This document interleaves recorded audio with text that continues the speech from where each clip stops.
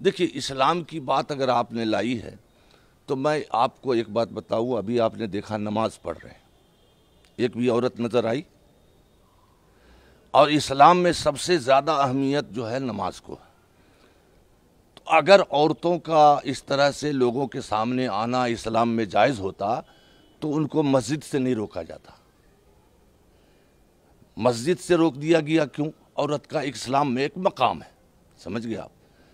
तो इसलिए जो कोई भी औरतों को जो है टिकट देते हैं वो इस्लाम के ख़िलाफ़ जो है बगावत करते हैं, समझ गया आप? इस्लाम के ख़िलाफ़ उनका ये अमल है। आपको मर्द नहीं है कि आप औरतों को ला रहे हैं। इससे हमारा मज़हब कमज़ोर होगा।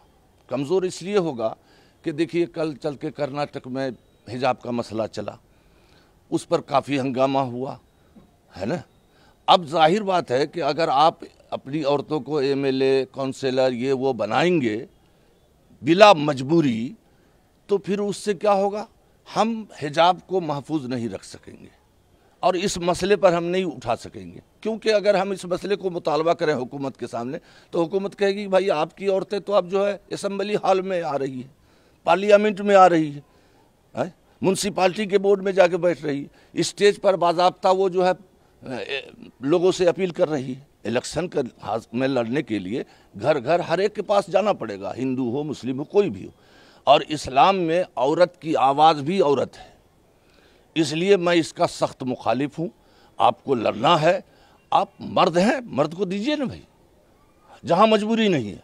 हाँ, अगर ऐसा कोई हमारे देश का कानून होता कि औरतें ही उस सीट से लड़ सकती हैं तो वहाँ एक मजबूरी थी, आप कह सकते थे कि भाई मजबूरी है, लेकिन यहाँ तो कोई मजबूरी नहीं है।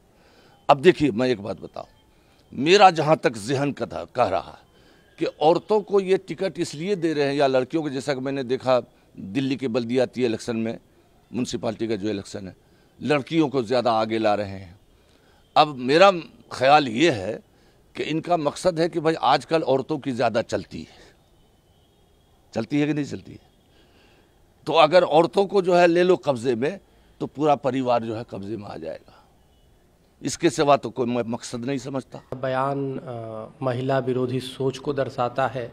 यह बयान अति निंदनीय है और ये इस तरह की विचारधाराओं को कुचलने की आवश्यकता है। समझना चाहिए कि यहाँ पे देश में संविधान का राज है, यहाँ शरिया कानून नहीं है, यहाँ तालिबानी राज नहीं है।